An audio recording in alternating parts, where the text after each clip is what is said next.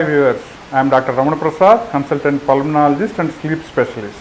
ఇప్పుడు మనం చూస్తే అండి జనరల్ పబ్లిక్లో ఎంతమంది అయితే షుగర్ వ్యాధితో బాధపడుతున్నారో మనం ప్రాపర్గా కానీ స్టాటిస్టిక్స్ తీసుకుంటే అంతమందిలోనూ ఈ గురకకు సంబంధించిన ప్రాబ్లమ్స్ ఉన్నాయన్నమాట. ఈ గురక ఏంటంటే ఆడవారిలోను, మగవారిలోను, చిన్నపిల్లల్లోను, పెద్దవారిలోను అందరిలోనూ గమనిస్తూ ఉన్నాం.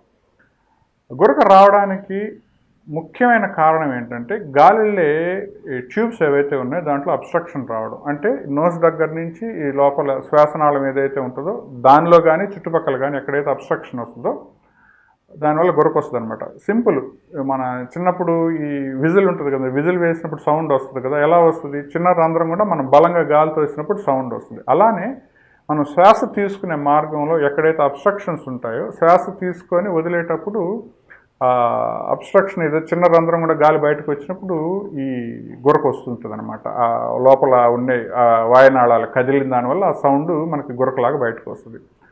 సో ఈ గురకకు రావడానికి నార్మల్ కారణాలు ఏంటంటే ఎక్కువ శాతం మందిలో ముక్కు వంకరగా ఉండడం, డిఎన్ఎస్ అంటాం, డీవియేటెడ్ నేసల్ సెప్టమ్. అలానే ముక్కు లోపల ఈ దూలం వంకరగా ఉండడం, అలానే ముక్కు లోపల సైడు చిన్న మాంసపు కండలు ఉంటాయి, వాటిని టర్బినేట్స్ అంటాం. ఆ టర్బినేట్స్ ఉబ్బినప్పుడు ఈ ముక్కు వంకరగా ఉన్నప్పుడు లోపల గాలి ద్వారం కుంచుకుపోయి సౌండ్ వస్తుంది. అలానే కిందకి వెళ్ళాక చాలా మందిలో నాలుక లావుగా ఉంటుంది అనమాట, అదొక కారణం. అలానే టాన్సిల్స్, ఈ రెండు వైపుల టాన్సిల్స్ చాలామంది కిస్సింగ్ టాన్సిల్స్ అంటాం, రెండు వచ్చి ఇలా దగ్గరకు వచ్చేస్తుంటాయి ఉబ్బిపోయి, దానివల్లను. కొంతమందికి ఏంటంటే ఈ జా చిన్నది ఏదైతే ఈ కింద జా ఉందో చాలా చిన్నది ఉంటుంది, మైక్రోగ్నాథియా అంటాం. అది చిన్నది ఉన్న దానివల్ల ఈ చుట్టుపక్కల ఎక్కువ ఎప్పుడైతే ఫ్యాట్ అక్యుములేట్ అవుద్దో ఈ కారణాల వల్ల ఎక్కువ మందిలో గురక వస్తూ ఉంటుంది.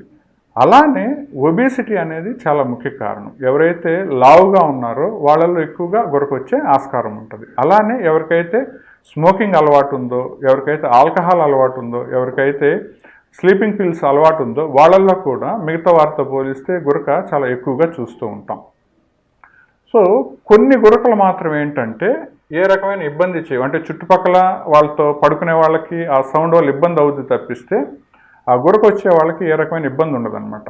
కానీ ఎవరైతే లావుగా ఉన్నారో, విపరీతంగా గురక వస్తూ ఉందో, గురకలో సడన్గా శ్వాస ఆగిపోయి అని ఉలిక్కిపడి లేస్తారు, ఇటువంటి ప్రాబ్లమ్స్ ఉన్నాయో, ఉదయం లేచాక తల బరువుగా అనిపించడం, ఇంకొద్దిసేపు పడుకుంటే బాగుండి అనిపించడం, ఖాళీగా కూర్చున్నప్పుడు, లేదంటే బ్రేక్ఫాస్ట్ చేసి కూర్చున్నప్పుడు, లేదంటే కొన్నిసార్లు డ్రైవింగ్ చేస్తున్నప్పుడు తెలియకుండా అలా కునుకుపాటు వస్తూ ఉంటుందో, ఇవన్నీ ఏంటంటే ఒక కాంప్లికేటెడ్ వ్యాధికి సంబంధించిన లక్షణాలు అనమాట. దాన్ని మనం అబ్స్ట్రక్టివ్ స్లీప్ యాప్ని అంటాం. అంటే నిద్రలో గాలిళ్ళే గొట్టం మూసుకుపోయి ఆక్సిజన్లో ఏదైతే మార్పులు వస్తాయో, అంటే ఆక్సిజన్ తక్కువైపోద్దో దానివల్ల శరీరంలో మిగతా అవయవాలన్నిటి మీద పడే ఎఫెక్ట్నే మనం ఈ స్లీప్ యాప్నియా సిండ్రోమ్ అంటాం. దీన్ని మెటబాలిక్ సిండ్రోమ్ అంటాం. అంటే ఎవరికైతే ఇటువంటి ప్రాబ్లం ఉంటుందో వాళ్ళల్లో శరీరంలో అన్ని ఆర్గాన్స్ మీద ఎఫెక్ట్ పడుతుంది అనమాట.